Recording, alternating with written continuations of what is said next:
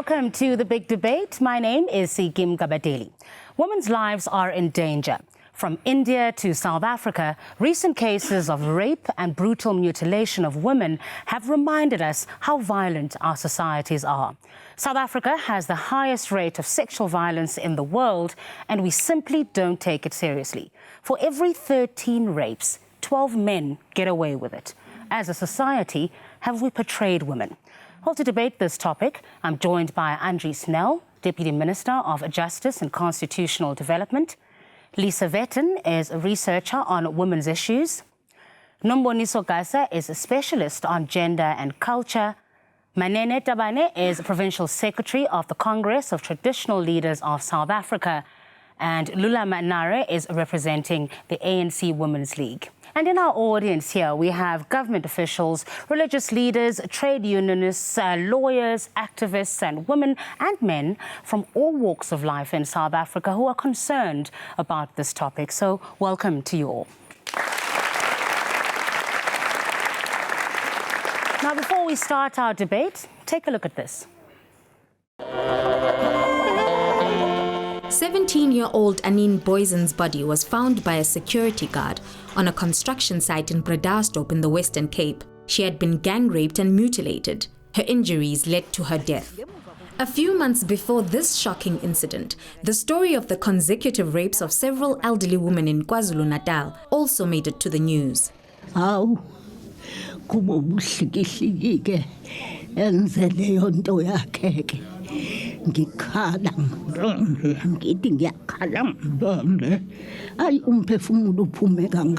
With each high-profile case, government has promised to crack down on perpetrators.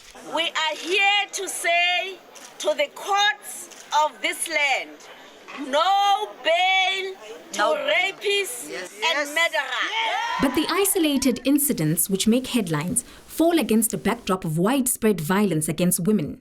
In addition to the 64,000 reported cases of sexual crimes against women each year, a 2009 study found that a woman is killed by an intimate partner every 8 hours. Violence against women in South Africa is 6 times higher than anywhere else in the world.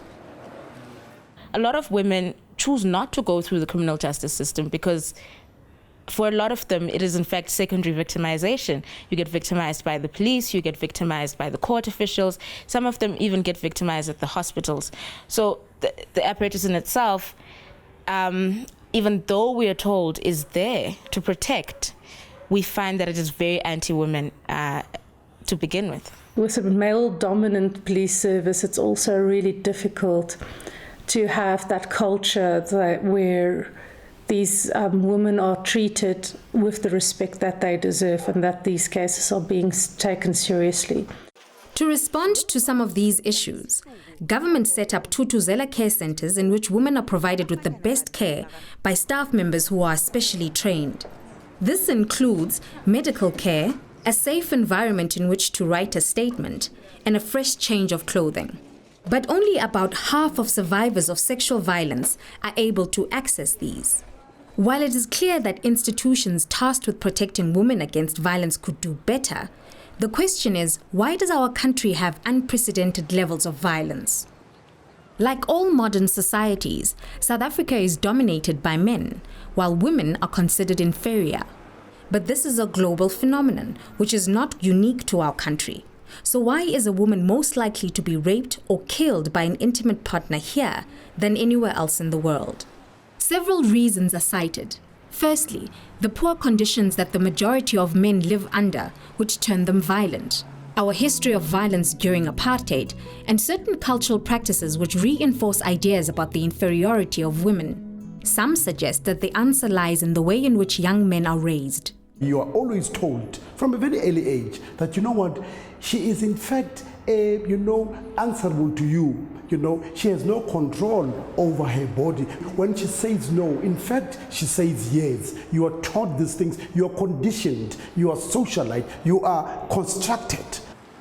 The ways in which men control women's bodies are subtle but common, and the justification for violence against women is hardly questioned.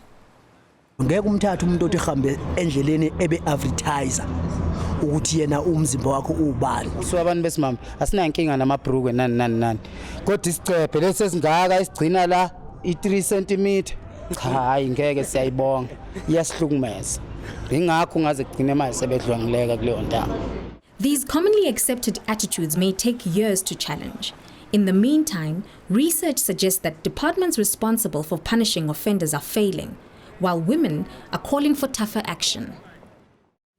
Andrew Snell, Deputy Minister of Justice and Constitutional Development, do we have a functioning criminal justice system in this country? How can it be that out of 13 rapes, only one rapist actually is convicted? We most certainly do have a functioning criminal justice system. The fact of the matter is that South Africa has the highest prison population on the entire African continent. There are about 150,000 people in our prisons. It's not something that we're proud of. It's something that we would want to have different. But it's an indication that those people who are sitting in prison didn't volunteer to go there by themselves. There are police who investigated, who arrested, and prosecutors who prosecuted them successfully before our courts. But some get away with it and are not convicted, Minister. And let's talk about those. What happens in those cases? There will always be people who are not convicted. Some of them won't be convicted because they're innocent. Others will not be convicted because, for whatever reason, sufficient evidence wasn't placed before the court. And that is what we are working tirelessly as the Justice, Crime Prevention and Security Cluster to improve. We realize that we need the police, the prosecution, the courts to work, and correctional services to work together very, very closely to make sure that those cases are properly investigated, that the prosecutors who take those cases have sufficient evidence. Part of that is, in fact, the very Tutuzela care centres that we saw on your video insert, which are meant that, or designed to ensure that victims of sexual and gender-based violence are taken into an environment that they're cared for, that they're given the necessary support. So we need to talk a bit about that because the attitudes of not only the police, the attitudes of justice officials, we hear case after case after case of women being victimized again and again by officials. So that's what we need to do. Let me start off by saying that South Africa is a society that is marked by very deeply ingrained sexist and patriarchal attitudes. We know that those attitudes are present amongst the police, amongst our court officials, even amongst our judges. That is why, as the Department of Justice, as the police, we're conducting training courses to change those attitudes. Let's hear what Lisa has to say about this. Look, it's a tough job, right? We have a high crime rate. So the Deputy Minister says we have a high prison population. We've got overworked courts. So they're doing the best that they can. I think in some instances that is true, and I think one can never deny that there are always dedicated individuals. But I think the problem is that there are dedicated individuals. The system as a whole doesn't necessarily work, and I think it tends to be set up too much around those who run the system. What suits the magistrates, what suits the prosecutors, what suits the police officer. It's not working around the victim. I think the other major problem is that there just simply isn't enough budget put into this. From a conversation I had last year with staff in Department of Justice, there are 2 people in the National Department who work on sexual offences policy. That's really far too little when you look at the wealth of things that need to be done. And I think the department does certainly produce policies, but sometimes it can take 4 years, for example, to when they started working on their magistrates' guidelines, the Domestic Violence Act, when they finally got finished. And I think that's the problem, is because you cannot have a constitution that says wonderful things, because when it's not implemented, you completely undermine everything that gets said. And you actually say to people, the constitution means nothing. It's a piece of paper. It's what people do every day. Their lived experience. And let's talk about that, Deputy Minister. I mean, why do we not put enough money and resources into this if it is such a high priority? But I think we should take a couple of steps back and also be fair to say that in 1994, we had no domestic violence legislation. Women went to police stations and they were told, go back. It's huismoeles. There was no legislative framework. Got to bring Lulama Nari here from the ANC Women's League. And a big part of what the minister's saying, look, action is being taken. There are things that they are putting in place. Policy making is what they do, but it's also about the signals, right, that we send out there politically. So let me bring up a sensitive issue here, and I want an ANC Women's League response to this. When someone accused the ANC president of rape, ANC members marched against her even before the trial had completed. They were using words like BITCH, and I do not recall the ANC Women's League standing up for her, even while the trial was ongoing. I agree with your comments, but I think that the president has been taken through the processes and he was found through the judiciary as innocent. I'm not referring to that. I'm not even talking about the merits of the case. But I'm talking about the messages that were sent out there. Did you at any point call those people back and say, this is somebody, this is a woman, how do you go around calling her that? Because it's the signals that we send out there. Is it okay to call a woman who's accusing somebody of rape that? No, it's not. It's then not on. That's the message I'm asking. Did you send that message? And if not, why not? Yeah, we do send the message. We continue to send the message. Even now, we are part of communities and we're quite vociferous against gender violence. So I might not be having the actual case that you want me to comment on, but I know that the we all saw the visuals on television. The Women's League has been part for 40 years, over 40 years, been part of the struggle. No, Vanessa, look, and this is a case we're not going to talk about. It's been dealt with, right? But the point I'm making is about the signals that are sent out there and the messages that are sent out there politically. But isn't it a bit tough also for the ANC Women's League? They're sitting in a position where they have to be obviously loyal to their president, and at the same time, they have to look after and advance the interests of women, sort of like in our families, where we would want to protect the father, the uncle, the brother who's been accused of abusing a child. It's between a rock and a hard place. It isn't, actually. It's a choice that you make. When you sit at home and you protect and you are in a position to say incest will not happen in this house, and you choose to sit on incest in that house, you have made a choice. Yes. The choice you have made is to protect the father, the patriarch.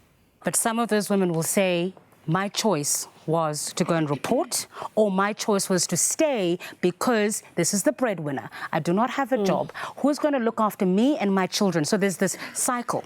Are those people also making a choice? I want to go back to what Andrew started with. When you measure the effectiveness, Deputy Minister, of a criminal justice system by the number of population that you have in prison, you are in deep trouble. I want to ask you right now, how many of those have been, in fact, awaiting prisoners that do not have the resources that others have? And how many of those people that are in prison for other crimes and not necessarily sexual crimes? But we do want him, right, to convict, to get those people who did commit the crimes. But I'm saying, hold on. No, wait a minute, Andres. Let us not obfuscate. If we want to have a conversation, we want the Department of Justice to say, we have so many percentage of our population that is in prison. Yeah. Okay? Of that population, it's for rape. Of that population, is for other criminal activities. Okay. We do not have that. Let's give him a chance to respond to that. If I could just come in there, you see, because I think we need to be fair in how we debate the matter. One of the issues that has been raised very, very strongly in the past is that those who are found guilty of serious crimes, including rape and other sexual offences, don't get heavy enough sentences. So we amended our legislation to make provision for minimum sentences. That is one of the reasons why we have such a high prison population, is that people are getting 10, 15, 20, 25-year sentences. The other reason why are there so many awaiting trial prisoners You can't in one and the same hand say that you must refuse bail for those who are accused of rape and then complain when you have many awaiting trial prisoners. It's exactly because we were responding to the demand of women to say that we must refuse bail in those cases. I have never made a call for people who are accused of rape not to be given bail.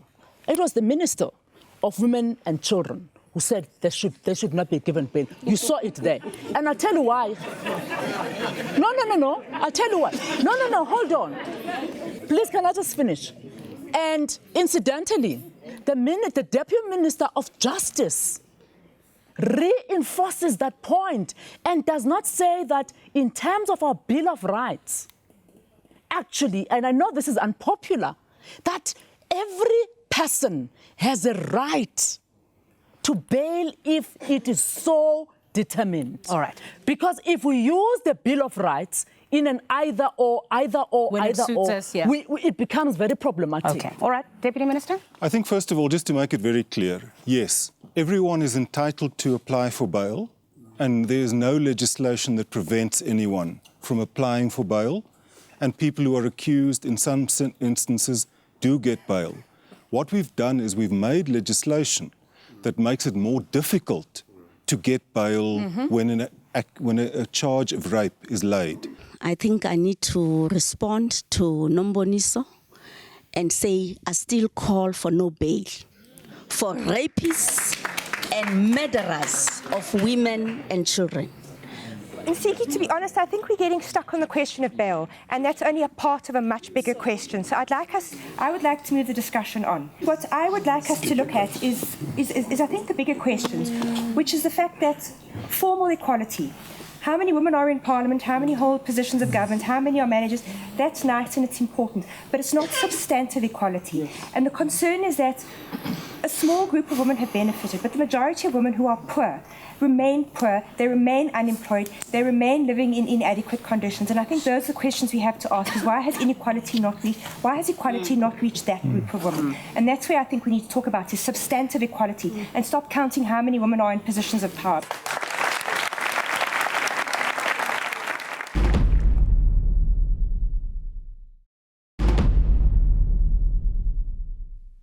In the community that I grew up, I did not grow up in a community of people who abuse children. So this notion that South African society is by its nature sexist and always has been is in fact an excuse to justify that which you don't want to deal with. And please understand me, I am not in any way saying African cultures or African communities are not patriarchal, okay? But I'm saying that alongside that, there have always been ways of contesting and resisting that. So this narrative that we hear, that, our societies are like this, the social fabric of our society is so broken, is mystery-making and it's sophistry. I also don't agree with the term that is talking about mystery. The township where I come from, there has been cases of rape even when I was young. So I'm not sure at what stage were we not having this. But I know there was a culture of secrecy, of protecting the patriarch, if you can come back to the discussion, of protecting the breadwinner. The mother would want to say, my child has been impregnated by my husband. But I need to bring in Marianne into this conversation because we're talking about culture, we're talking about what happened in the past, what is happening now. People are pointing to patriarchy. You are with Contra Lesser. People point fingers at you, for example, when the question of patriarchy comes in. Yes, but I think when you talk about patriarchy, it's not something that is specifically directed to the traditional leaders. It's something that is general, and it's a societal problem, the issue of patriarchy. But if you talk about those issues, yes, I would agree that the issues of rape have been there in the past. But even us as traditional leaders, we've been dealing with that. I'll make for an example.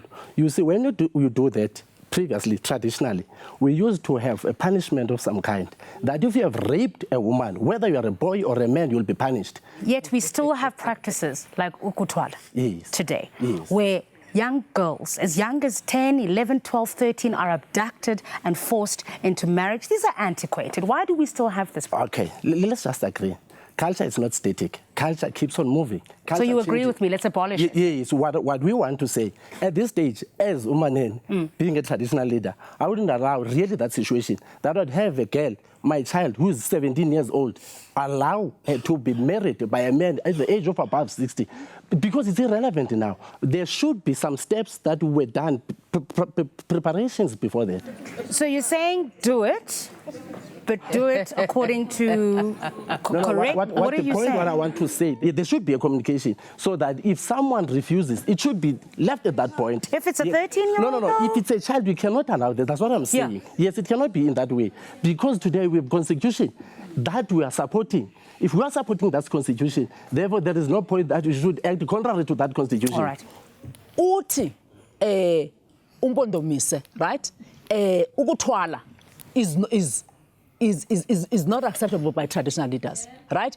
He has not told us what they have done to actually ensure that those who are responsible for this practice, which he agrees that is a perversion of a particular cultural practice, have therefore been arrested. We have yet to hear, we have yet to hear from the Minister of Justice or from the Deputy Minister of Justice saying to us a crime is being committed when children are being taken into forced marriages in terms of South African law. And therefore, so many people have been arrested for this. Briefly, I want to still hear from the Minister why this is not out of law. With regard to ukutwala, the position of government, from the President to every other government leader, has been very clear. Where people in the course of executing what they portray as ukutwala, contravene the laws of the country, commit kidnapping, commit assault, they will be charged and prosecuted in terms of those laws. I think our constitution respects cultural law and also respects and recognizes traditional leadership. But I want to say that there are cultural practices that are harmful, that are dangerous to women. We have this issue of ukutwala, and you correctly described the situation. There was a time when raping babies were supposed to cure AIDS. We also have the culture of ukungenwa, where when your husband dies, the brother comes, uyangenwa okanye uyahamba.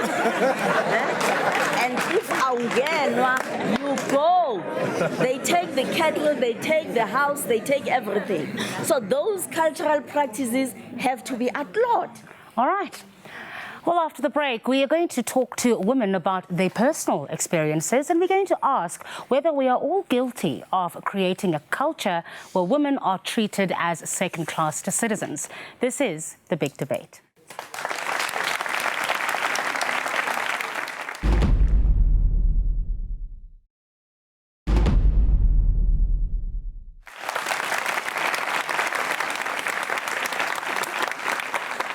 And welcome back to The Big Debate. We're talking about violence against women, and it's been argued that what we need in South Africa is moral regeneration.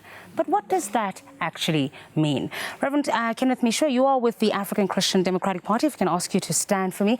And let's talk a little bit about this. I mean, what sort of society are we talking about creating? We're being told we need to return to values, we need to return to morality. Whose morality and who defines that? Well, before I respond to your question, I need to agree with what Nombiselo said, that firstly, it is the choices that people make, but secondly, that the communities that we grew up in did not have such high prevalent cases of rapes that we are having today. The fact is, if babies were raped even in the past, people would have known about that. There's no way that a baby can be raped and that baby is not taken to hospital. The fact is, grandparents, grandmothers were not raped during our time. During our time when we grew up, an uncle could put the baby on the lap without the mother fearing. So don't you think that you might actually be romanticizing the past a little bit? I mean, it was a patriarchal society. No. And Christianity itself, which you are a proponent of, is a patriarchal religion. Let me tell you something about the past, all right? In the 60s, some of us who grew up in homes where we had only one bedroom and we share the bedroom with the parents, all right? And in times when we have two bedrooms and we have cousins come to visit, I shared a blanket with a cousin girl until the age of 14. And because my mind was not polluted by pornography, I did not know anything about rape. Okay. All right. Nombonisa, let me hear what Nombonisa has to say to that. Just speak. Please speak. I will come to you. Let me just let her speak, and then you can respond to both. Ne? You know what? What's happening in this conversation is what happens all the time when we try to have a conversation in South Africa, and it's a problem. We get into the situation of either or. I think that if we suggest that there was no abuse, Muruti. No, wait a minute. If we suggest that there was no abuse in our communities in the past or in the present, for that matter, right? We are also romanticizing, but also to say that our society is completely messed up. We are also moving onto one extreme. When are we going to start talking about building safer communities? Because that's what we need in South Africa, rather than us talking about, we know we are a violent country, but then we should start talking about building safer communities so that I am free. Siki, I think that, and we've heard it throughout the course of this debate, that patriarchy is the problem, yet we've not really named what this patriarchy is and where it is located. And I would like to venture a naming of this. Okay, Patriarchy is the creation of a super ministry, like the Ministry of Women, Children and People Living with Disabilities, when these issues should be mainstreamed across all aspects of our social, public and private lives as well. Patriarchy is the church and its representatives, and by here I don't mean just simply the Christian church, but religious institutions as a whole, who will dictate what is right sexuality, what is the right expression of being a woman, a man, a gay, a lesbian, and so forth. I think that we need to name these things. What is this patriarchy? Could I just take our discussion maybe in a little bit of a different direction? I think we've been discussing very, very important and pertinent issues. Theoretical issues, if I can call them that, conceptual issues. I think, though, that there are also quite a number of very, very practical issues that we all need to work on. First of all, the abuse of alcohol and drugs. The fact that 60% or more of all of our crimes, including rape, sexual and gender-based violence, have one link or another to alcohol and substance abuse. What are we doing about that? And I think someone here raised the question, what are we saying about building safer communities? And I think those are all of the practical things that we need to put onto the agenda and see how collectively government and society can implement those things. I mean, I think I want to make about 2 points. And they are a bit on the kind of theoretical side, because I think it's at the level of ideas that we're going to change societies, that we can be practical in much all we want, but if we don't change the idea of the woman, if we don't change the idea of gender, we will still see violence against women, because it's a tool to keep gender in place. I want to make one thing clear. Rape is not about sex, right? Rape has not, let me not say has nothing to do with sex, but rape is not about sex, but rape is about power. It's about the power to control body. It is about the power to force you to do something. But what power also does is that it wants to prescribe how we respond to certain things by using control. The tone I'm getting from you, dear Deputy Minister, is one kind of... you don't show a desperation for the situation that we women are in. I don't know if it's maybe you're a much calmer person than I am, or you're generally nicer, but you kind of keep telling us that we must collectively work. Violence against women happens at the hands of perpetrators, right? So when we talk about these collective efforts, we mustn't confuse them with blaming everybody. When I am raped by a man, the person to blame is the man. And we need to address this. Your department is tasked with arresting, prosecuting, and convicting perpetrators of crimes. We do not see that necessarily happening at the rates at which we would like it to happen. And I mean, it's not just kind of just one last point. It's not just necessarily at the point of statistics. If we just did a quick round robin around this room and asked people, one, have you ever been, asked all the women, are you a survivor of rape? Did you go to court? What happened? Was your perpetrator convicted? I can almost assure you, the majority of us will say, yes, I'm a survivor. The majority will say, why the hell would I have gone to court? The ones who did go to court will say, I went, and then this happened, and I went. So this is our reality. And ingati upholile. Okay, I'll ask. And I'll give you a chance, Deputy Minister. But that's a very important question you just asked. Let me just do a quick round robin. And by a show of hands, and if you're uncomfortable, you don't have to lift up your hand. Have you or do you know of someone who has been a victim and who has not reported or did not go to court? It's the same question that she was asking. Give me a hand, or where the courts have just not reacted. If you know or you are yourself, please lift up your hand. So let's just get a sense of what she's saying.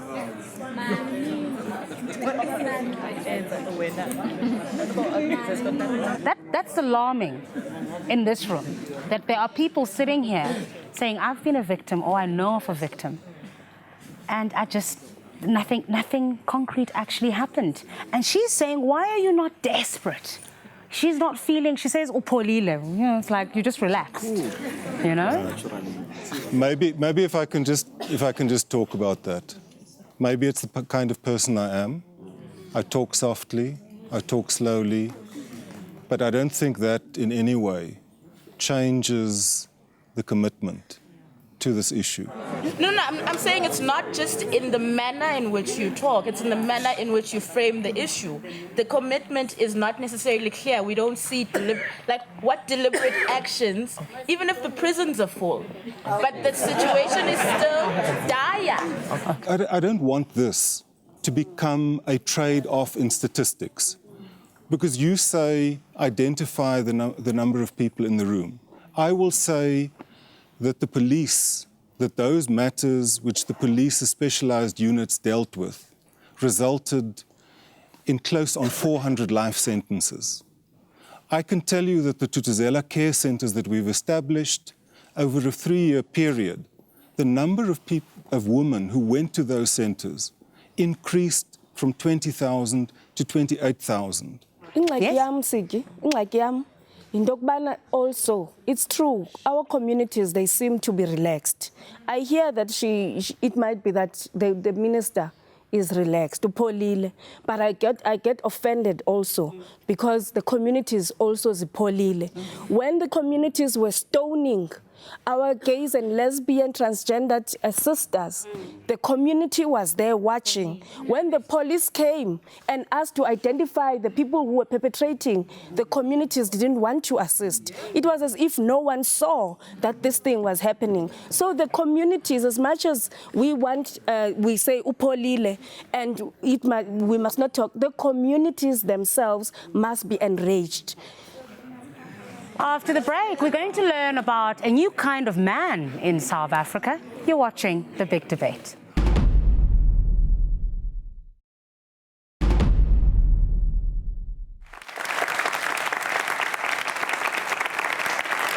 And welcome back to The Big Debate. We're talking about violence against women. Now, a campaign called Brothers for Life is trying to tackle men's attitudes. Take a look at this.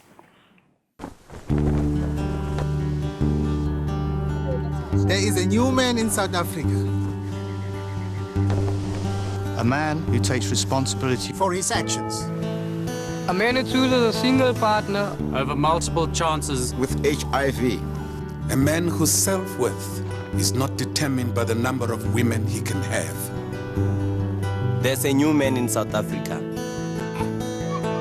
A man who makes no excuses for unprotected sex, even after drinking. A man who supports his partner. And protects his children. A man who respects this woman. And never lifts a hand to her. A man who knows that the choices we make today will determine whether we see tomorrow.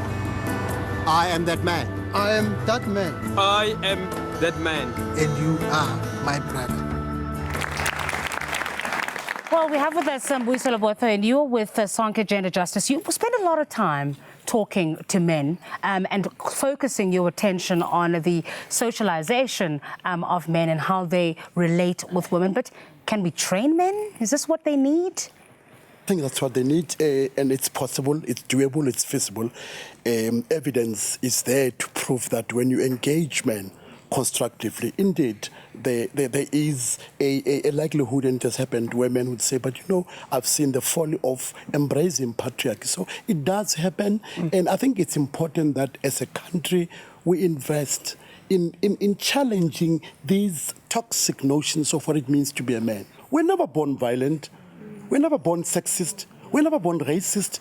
These are values that were, with time, that were transmitted, you know, unless we begin to take, steps to say, but conscious steps to say we will invest in raising these boys, in saying to them, it can be done in our name. There is a morale that is developing within the youth, more especially boys. They are saying that everything is being done for girls.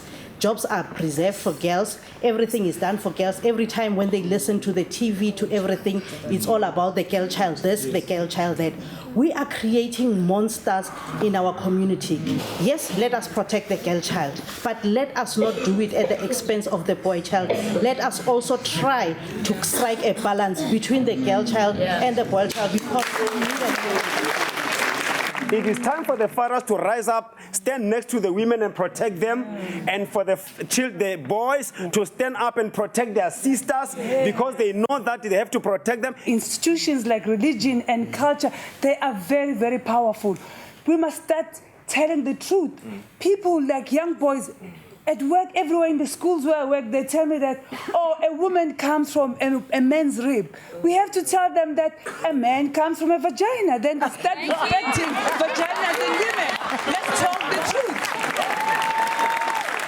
I work in a hospital, we see the brutal crimes that come into our casualties, the women that are suffering, that have been abused. I've had cases where the actual man who has committed the crime has come in with the woman to casualty. How is this acceptable, that we can have murderers walking around amongst us? That's what we need to be discussing. We do applaud the initiative by the Department of Justice to establish Thuthuzela care centers, but there is need for officials working in these care centers to be trained in how to handle women who have undergone traumatic experiences such as rape. The reason why 12 out of 13 cases go unprosecuted is simply because of contamination of evidence. There is a serious lack of forensic skills in collecting the evidence and storing it. Many cases don't even have the basic rape kit as a starting point. And that simply is why things go wrong. You're forgetting that there are married women who are being raped by their husband and eventually being killed. And Deputy Minister, we had a case in Davidson whereby a husband killed a woman after we tried their case as a traditional court, and we tried to reconcile the two. So the husband got furious, and the next day he killed the woman. He raped her first and killed her. He was tried and he was convicted, given 8 years for killing a woman. Wow. And today he is out on parole. I think that the debate's a problem because it locates the solution in a state institution of justice and crime. Apartheid wasn't only a system of discrimination. It was a system that produced a cheap labor pool for the country. Women are still remain internationally the cheapest labor pool in the world. We pay less wages than others. So patriarchy is a very big thing, and it's an important thing. We are saying to the ANC Women's League as well, is that we as women have had enough. We are saying enough is enough. You have not portrayed the women in South Africa and defended us the way we want you to stand up for us. We want you to start doing your work and defend our rights as women. Thank you. Thank you. Minister, Women and Children, I really don't understand the department's mandate. What is it that is really doing? Because I only saw when there was that march and raising your voice there, but it's not there. It's not functional. We've heard from the Deputy Minister all the things that they're trying to do as Department of Justice and Constitutional Development, but your ministry seems to people to be toothless. So what is your role as the Department of Women, Children and People with Disabilities? Well, our role is to monitor the implementation of our laws, of our acts, but also the work that other departments are doing. For instance, we work with the different departments, the Department of Justice. If there are problems with sentences or the laws, we are working with the department to look at the Domestic Violence Act. And if there is an abuse of the law in whatever department, we discuss and intervene with the relevant minister. In this debate, I haven't located anyone saying how many women are raped, marked, when they are knocking off late from restaurants and in hotels. In this debate, we have not alluded on how many women are denied an opportunity for promotion on the basis that they are women. How many women are sexually harassed before they get employment. We must continue to rally with our communities to ensure that women indeed get the equality they deserve in this country.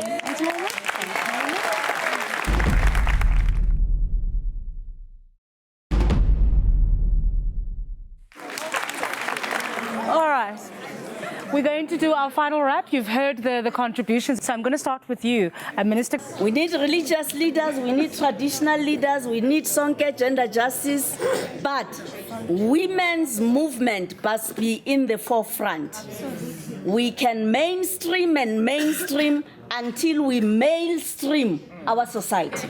So it is important that women play a leading role. We need a strong women's movement in South Africa for us to guard the gains that we have achieved and to continue with the campaign. Manene, your final word? Yes, my final word is around, I've heard that they were talking about the voice of women that are not being heard in the rural areas. But I'm saying that is changing.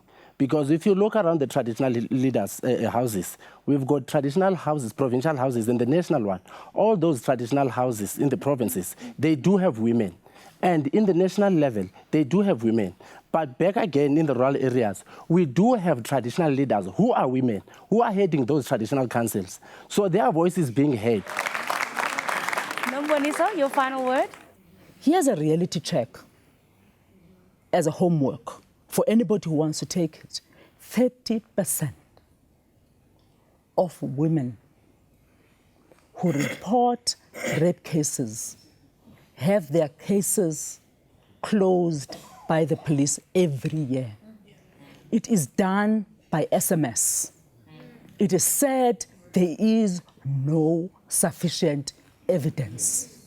These truths are unpleasant because they affect us. And in fact, we'd rather not hear them, because if we hear them, then it questions the kind of decisions that we make as individuals, including the people that we vote for to take decisions for us.